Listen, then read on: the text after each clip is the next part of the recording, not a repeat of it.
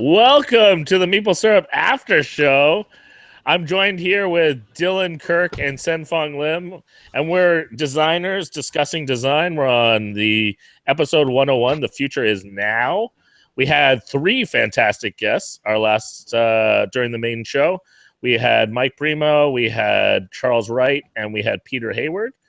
And some great discussion. Before we get into it, though, I just got this message and Sen, help me out here. I'm going to do a little plug, but if you go to t1supplies.com/pre-order, you can get a pre-order of Space Invaders dice. And if you pre-order, you'll have my love. Well, really, you'll have my love anyways. And the cool thing is you get free shipping. So, you don't have to show the video. People can go there and check out the video on their own if they want. But the cool thing is, it's a Space Invaders roll and write game.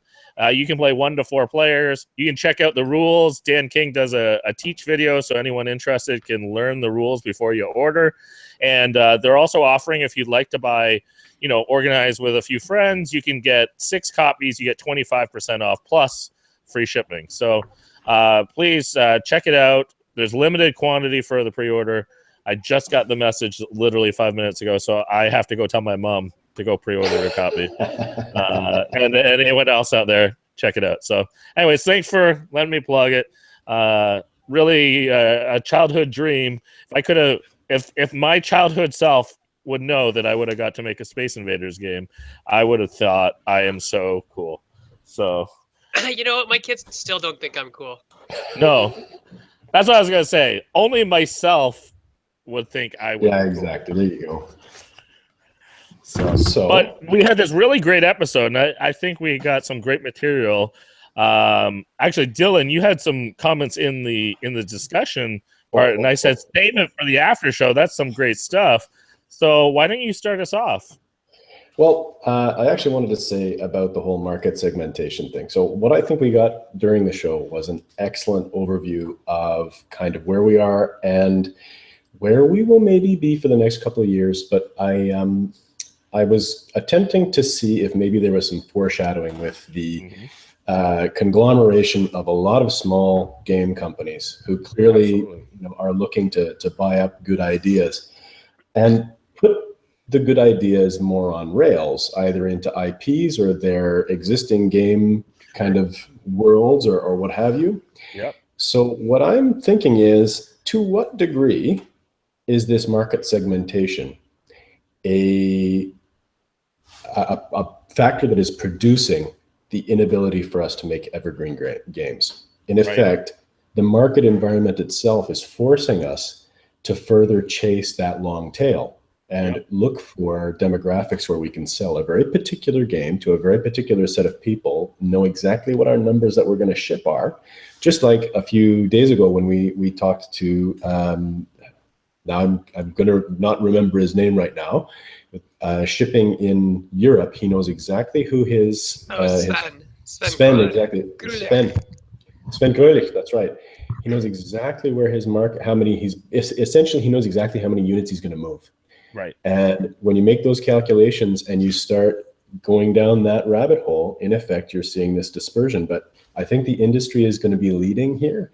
The industry is going to be kind of forcibly unifying our games to a degree. And things like this never last. Yep. Like, as much as we say, there may never be another evergreen game, but there's going to be a return to unified market.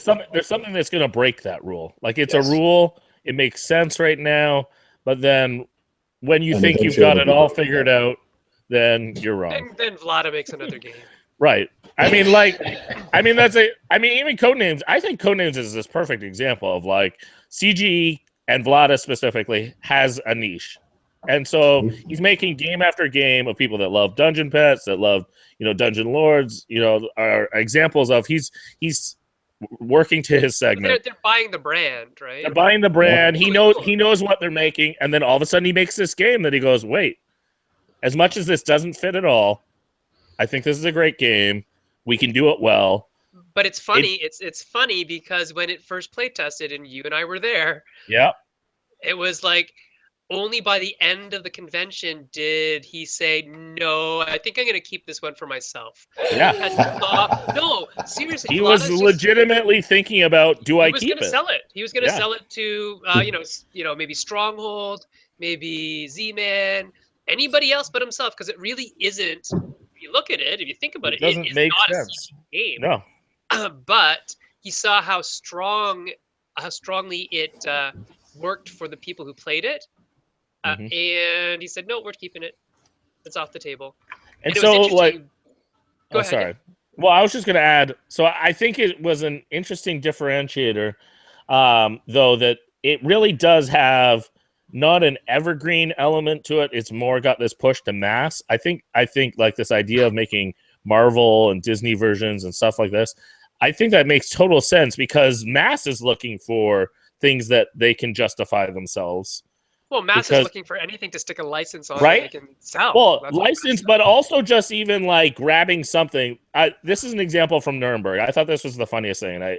I've been wanting to tell this story for a while. Now you have the microphone, now and you people have are. to listen to you. Now I get to tell this story. I was at this after party event, and I just got talking to these two brothers.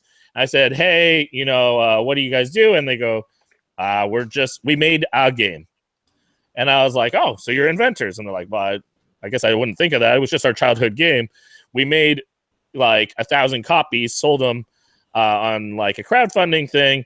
But now I guess like a lot of companies are courting us." And I was like, "What do you mean?" They're like, "Well, we made the sock game. And it's just, we put 20 items in a sock, I know, and then 20 things in another sock of matching. You spin a wheel, and then whatever item, you got to reach in, grab it, pull it out. Classic, easy game. Fun. So their childhood game, grandpa, grandson, everyone can play it together, have a great time. They did really nice touches with like marketing and stuff. When I got talking to them, I found out, one of them is actually a fashion/marketing expert, things like that. They did it in a way that they made a nice product, but they also were smart about it. They made it, a great story. Like, you want to support the two brothers and their childhood game. And, they just made a handful of copies themselves. And you could join us in making this dream come true. Like they packaged it well. And then the neat thing is, from that, at Nuremberg, they had every big mass courting them, saying, sign it with us, we'll make it huge. And I laughed because some of them are sitting down, and he was like, yeah, we met with, I won't say the company, but they wanted to rename it like sneaky socks, or like all these different things. And they're like, no, it's the sock game. Like, that's it. And like, it's funny hearing all these little ways that people are almost in essence trying to justify their job and make this game huge because they know they got an angle. Like, they want to justify this thing to make it mass. And here's just two dudes that just put it together, brothers, and said, hey, let's make a run at it. We know business. Let's try to join this new world, which is very niche, and see how can we interact in there. So, I mean, I think that's a great example of, the market is so hungry. This was a Kickstarter that only did a handful of things, and now every mass company is like fighting to sign and that's actually the point that I'm getting at, is that is such a interesting switch from hobby to mass, right? Because in the hobby field, so that game is the exact same game pretty much as a game like Master Fox. Master Fox, absolutely. As a game like Harry's Head. Is it Harry's Head? Where you reach into the snot-filled head and you grab stuff out of it? Yeah. It's basically Stereognosis, the game. Stereognosis is the ability to go in and without your eyes sense something and shape and feel of it, right? And that's all the game is. It's nothing revolutionary, as going back to the other thing. But it's got a hook, and mass likes it, and it did something interesting with having the two socks, where most of the games were just one big pool that you reached into. Master Fox was a shared pool. Harry's Head, you kind of reached in one at a time, and so this has some different twist to it that won't sell it to the hobby market at all, but will totally be something that works in mass, just like that game with the dental dams. works with mass, just like that Yeah. game with Pie Face works with mass, just like the game with the rotating gymnast works with mass, right? So I Yeah. mean, I see all these things on Dougal's feed all the time, and it's like, yeah, I guess people will like it. It's not So, hobby, but that's the thing, right? We don't know so what mass is. if this, I mean, if we see more unification within the games industry, if the brains start going towards mass, like what's the kind of product that we're going to see? I mean, we've seen Hasbro attempting to experiment by getting people to do their own Kickstarters and Yep. put up their own game ideas. Like Oh, they're sorry, starting that's on out Indiegogo. That's on on Indiegogo. Indiegogo. Sorry, it's different. Indiegogo. It's Indiegogo. See, Nate, I got your back. Nate, I've got your They're back. they're totally Indiegogoing their games. It just Yeah, doesn't work. It I know, doesn't right? verb. It I doesn't know. It verb, doesn't dude. verb. So anyway, so they're starting up these game laboratories, and this is the start of the Borg. This is where we start kind of coming together into big game design. So like where are they going to take this? I was just thinking of comparing it to movies. If you see the amount of movies we're coming out with nowadays, like all of the ones that are making money are either nostalgia or existing comic book properties. Yep. It's like Which is we're essentially nostalgia, right? For a lot of essentially people. nostalgia, exactly. They just want to see their favorite characters come to life. So to what degree is it just going to be? We're going to be Well, bringing back some old games. it already is. I mean, that is when you think about the difference between. This is how I often think about it in a very limited scope. And Tanya and Dougal are gonna like kill me when they see me next. But okay, so Mattel is toys, not games. It's toyification of games. Hasbro is games that your grandmother buys for you because she doesn't know what else to get you. It's holiday gifts, right? And then that's what actually sells, though. That's what sells in mass. Is what I don't know. I know my kid likes games. I don't know what game to get them. Hey, that's a new game from a brand I understand. It's cheap because it's mass market. It's always cheaper. Therefore, here we go. And your analogy is actually really good. And on the feed, John and Tony, Andy, when Jesse was on, they were talking. They were actually making the analogy or the link to music and the difference between distribution and production and all that kind of stuff, and how technology has made it much easier to do that. And so John's right now asking, is there anything happening outside of organic growth that is adding members to the board game community? And Andy, respond with things like YouTube, Will Wheaton, Dice Tower, all those things, all those media things are bringing people in. I think there's a few other major ones, and we've discussed it on other episodes before, but I think of an example like PAX Unplugged. I mean, Yeah, people are sure. really excited about that because anyone that I've talked to that has run a booth at a PAX event, sure, that event is mostly a video game crowd, but it's not that far to challenge someone to play, obviously, a board or a card game if they're already potentially playing those same games even as apps. It is a Or total logical leap. It's a really short logical it's a leap. real easy launching point to say, hey, you can even have something tactical in your hands while you're leaving this show, and you just learned it, and you can play it, and you can share it, and you can even respond from It could even be the screen. tactile. It can be tactile. It can even kind of compensate for that screen to screen time. Now you're getting some face to face time. So Yeah. I think that's an example. I think cafes obviously are another one, and I don't mean even just game cafes. I just mean in general Cafes where you can do stuff. where you can just hang out Libraries, and yeah. talk. Libraries, this idea of community spaces. People are hungry for interaction, hungry for actually some catalyst of what to do together at an affordable rate. So I think that's also, and we talked about nostalgia being a selling thing, but there's also nostalgia in general. We all gamed, we all played when we were younger, because that's what humans do. and when we have the opportunity to increase luxury and more spare time, because technology's in theory making certain things faster, we have this idea of maybe some extra income, maybe some extra time. We're looking for ways, we're craving ways to interact with other people. Well, then games are these great facilitators that give us an excuse and a reason to actually sit and stay with each other instead of being distracted and isolated. Yeah. And we sit face to face instead of side by side while we're watching movies. Sorry, there's some PVC pipe on my fingers that I used to make. The other thing that you mentioned with cafes is that they typically do start off on nostalgia. So a lot, like even the one that's in KW, the Adventurers Guild, right? That is Sure. pure nostalgia in a room Well, where it I was feels like, just your grandmother's basement where you played games or whatever, right? totally, and I was just there for Eli's 40th. Give a shout out Yeah. to Eli. And Big it up was funny because I was talking to the owner for the Adventurers Guild, and he said, people come in, and for us, what it is the person who comes in and says, "Oh, this feels comfortable." That person's a loyal customer forever. Yeah, And yeah. so they're not worried about the other cafes, especially the game cafes, because they each have their own aesthetic, their own feel, and someone's going to connect there for a completely different reason. Yeah. But what I was getting at in terms of the nostalgia is that if we talk about, and I mean, in The Revenge of Analog, this is what I was saying there was that if you go to a Snakes and Lattes day and you see people come in that have never been there before, because lots of people come to Toronto, have never been to a game cafe in their life. They go to a Snakes and they're like, oh, let's play Monopoly and Life and Connect Four and all these nostalgia games that they used to play when they were kids, from Hasbro, from Mattel, that they got as gifts from their grandparents.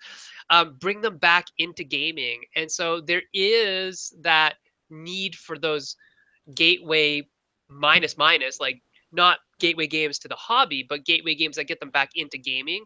And then from there, they go to, okay, let's talk to the guru, and the guru will explain a simple game like Cockroach Poker or Settlers. Not really that simple, but that next step up in the evolution of their game, right? So I think nostalgia does have a big key, because if we go back to, things like the sacred circle of play, things like just developmental psychology and the idea that the play is the thing that is the job of children, you're right, we all played as children. That was what we did. That's how we learned. And I think in today's day and age, like Daryl said, we're looking for a return to some playfulness, to get away from the grind, and what better way to do it than face to face. So I think that's where a lot of marketing could go. And like, when we talked to Jim and a couple other people about Jim Pinto about marketing and what it really means, is exactly what John is saying on the feed, that you have to go outside of the core demographic to really bring people in. And so Daryl's point about PAX Unplugged is super key. The other thing that's really neat, Daryl, is that company that you and I work for a lot, IDW. They should be leveraging their distribution power. They have access to something that nobody else has in the game industry through Diamond. Well, Diamond, and even conversations with mass stores on a different level, right? Like when they're used to already ordering books for Teenage Mutant Ninja Turtles, it's a different conversation than to say, hey, we also have a game. Yeah. Do you want to talk about shelving those together, or even different places around your store? I mean, I think that's one of the beauties. Ad Magic's another example to me, where Sherry has made some great inroads, where then her products, especially because they're sometimes unique packaging or they're very small, she finds new and creative ways to get her games out there. Mm-hmm. And so that just continues to increase the exposure, where people go, I've seen that, or, even a Starbucks, like, oh, I've seen a game there, like, different things like that. All of a sudden, I think help break the stigmas, and also help kind of normalize this idea that people will buy and try a game even if they don't know it. Yeah, and talking about market expansion, I mean, if you're talking about something where there's really like absolute diffusion of the market all over the place, it's books. And like there's still people buying books. There's still people reading books. Amazon is still alive. There's still chapters everywhere. And now games are starting to get into that space. Yes, okay, the market is super saturated, but more people are coming in. There's more spaces where games are being shown. And the fact is, just like you were saying, Sen, everyone plays, and everyone's played a game. Like everyone's played a game. It's just a matter of bringing that back out of them. Maybe they just need to see it again. Maybe they need to see other people playing.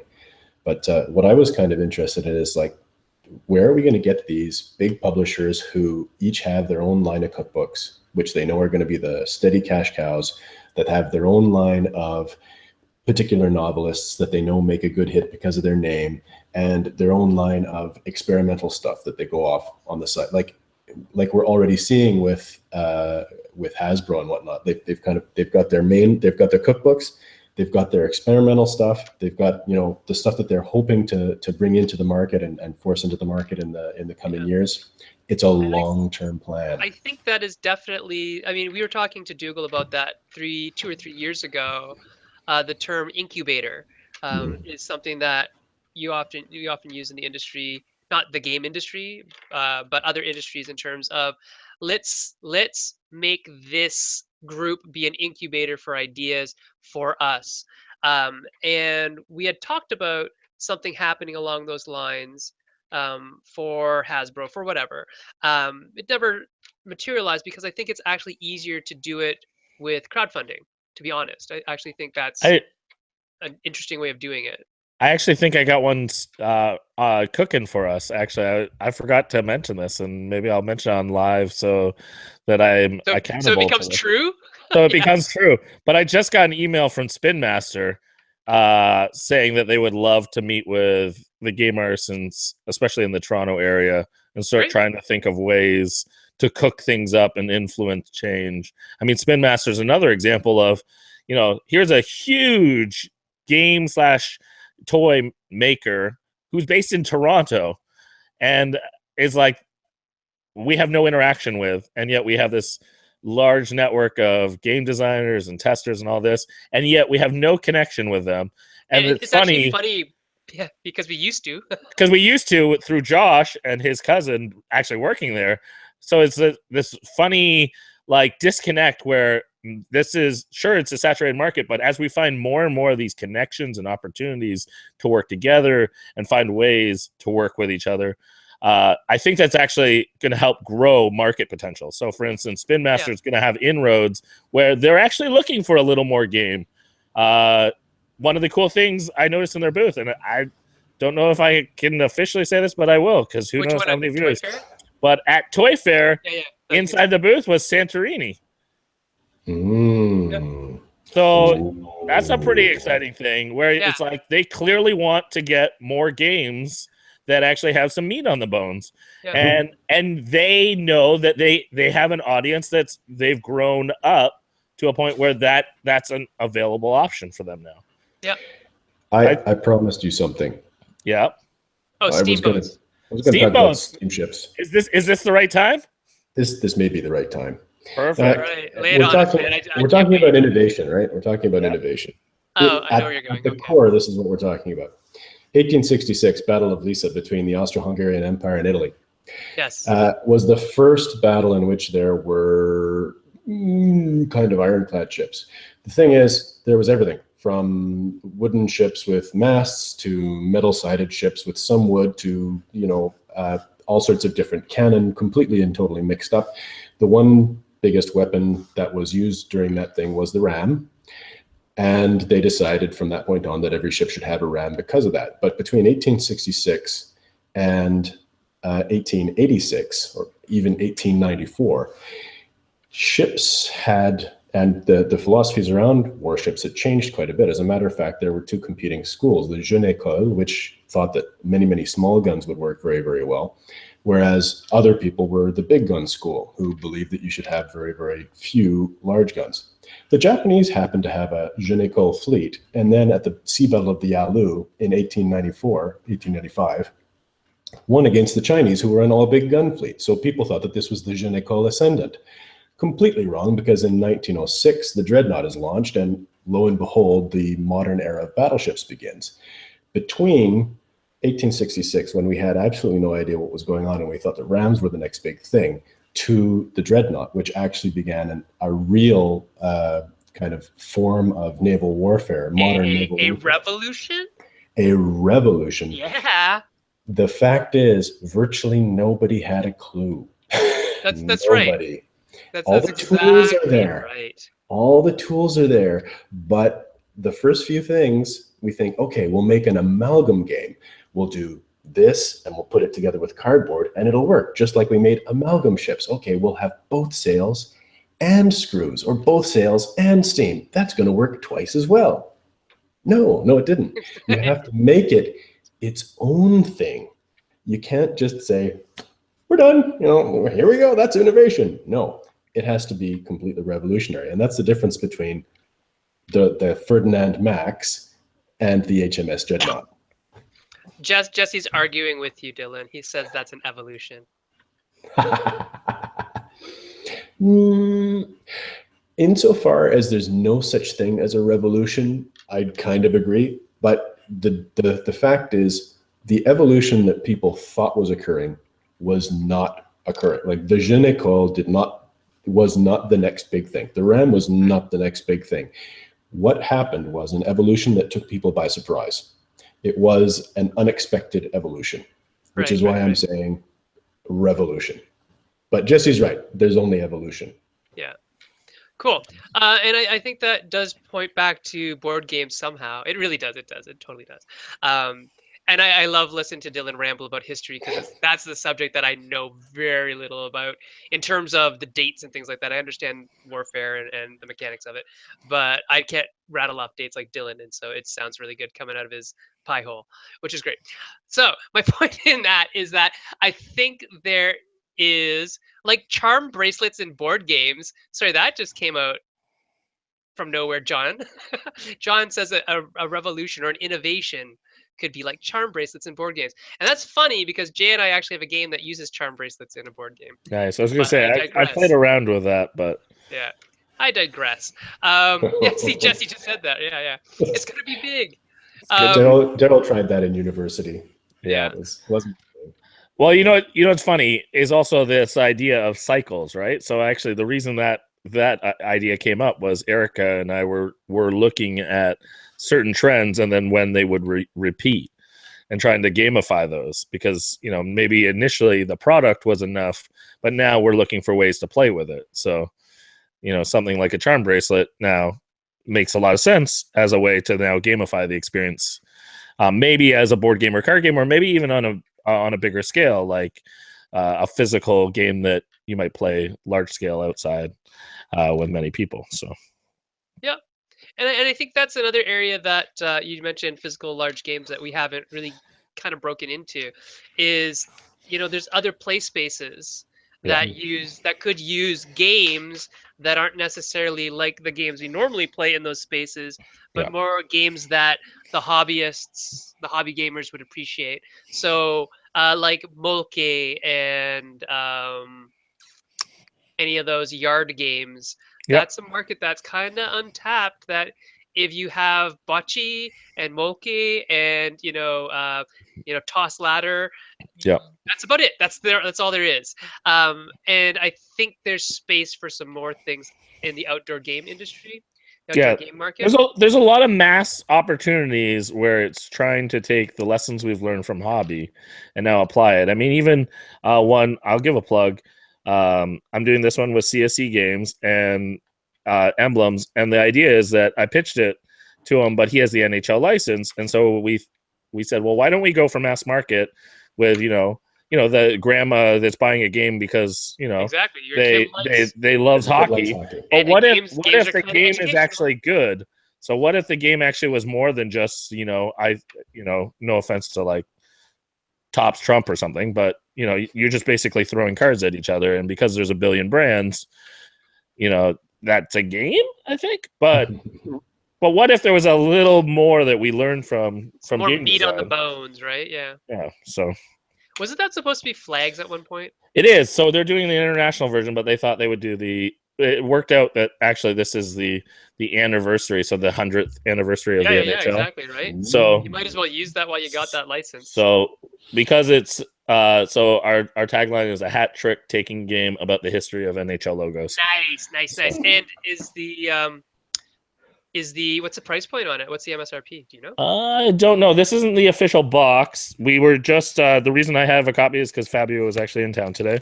But we were that's not a wet copy either. That's an actual printed prototype. Oh, cool. This is just a Game Crafter version. So thank you, Game Crafter. And that was just because Fabio was going around New York Toy Fair trying to get figure out which distributors want to do orders and stuff like that. And you said that he had a very good toy fair this year, right? Yeah, a fantastic one. So Very Right, and so very interesting. I see a bit of a trend change too, because jumping off script a little bit, but for instance, someone like him, he always worked a booth, and this year he did just scheduled meetings and flexed around everywhere, and he found that phenomenal, because somewhere like New York Toy Fair, really that's the type of fair where one meeting justifies the whole thing. And if you can go around and actually almost make that happen, you can make more than one of those, versus when you're at a booth, you're kind of just waiting for it to come to you. So it's like the reverse gamma. it is. Yeah, it is. It and really I is. mean, really, does he go to Dallas for the mass fair? Ooh, I'm not sure. I know he goes down to Texas for something, but There's actually the mass market buyers fair in Dallas. I can't I remember think when.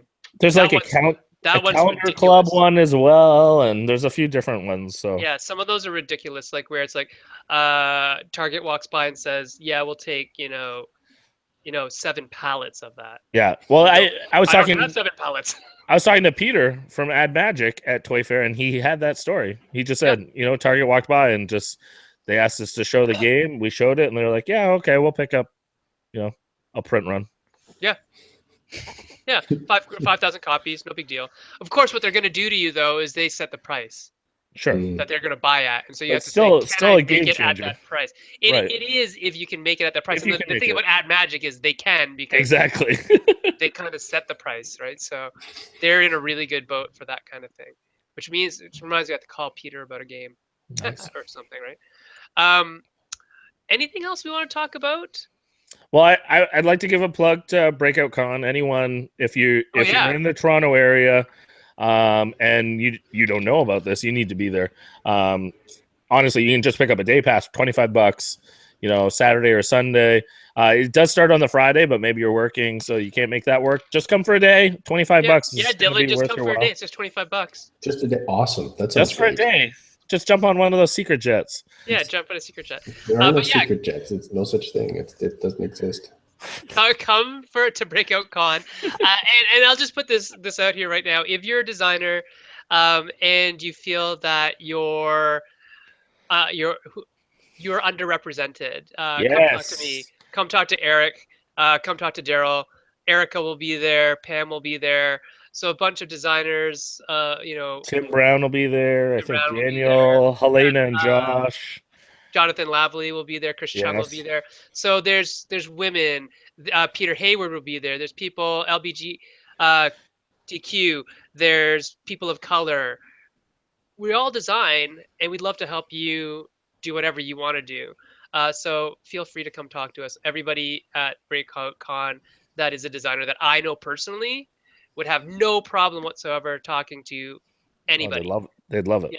So come on out, and we'll see you guys there. Yeah, Tony, you need to get a passport, buddy.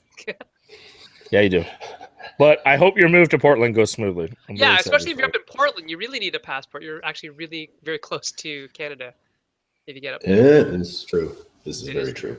Yeah. So, I guess it's about that time. Yeah, it's about that time, my friends. 4:40. Yeah. We can say goodbye. Say goodbye to the feed. Dylan, you want to roll us out? Dudes, it's been awesome. We were talking about the future. We were talking about the past. We're talking about stuff. Pretty awesome. Actually, can we just give a quick 5-second prediction, each of us, before we go off? All right, let's go, Daryl. I think J.R. Honeycutt is going to be a very busy man developing all the legacy games. Everyone's going to want a legacy game, and they won't be able to afford Rob Davio, so they'll get. Did you seriously just call J.R. Honeycutt the poor man's Rob Davio? Yes, absolutely. He is the discount Davio. Discount salmon Rob Davio. Discount Davio. Awesome. All right, send your prediction. Oh, okay. Well, I'm gonna rub my magic crystal water bottle here and look into the future, and I see in the future more call for social games that are deep, like actual games, but that have that social function to them. Yeah. And not deep in the way that you think of, dudes on a map deep, cardboard from heck deep, but I mean deep in the way that there's more gameplay in it. That's what I'm seeing in the future. So look at that. I'm also seeing some really good games coming out in the future that are based on intellectual properties, and those games don't suck. Yeah, that's what I'm seeing in the future. Out that sounds good. And Very I think good. that'll really help broaden the market as well. Absolutely. Absolutely.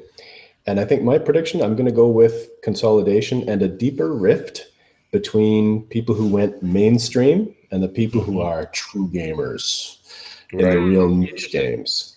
Interesting. Anyway, thank you everyone for showing up today, and thanks Sen, thanks Daryl for having me on, and until next time. Au revoir. Au revoir. Au revoir.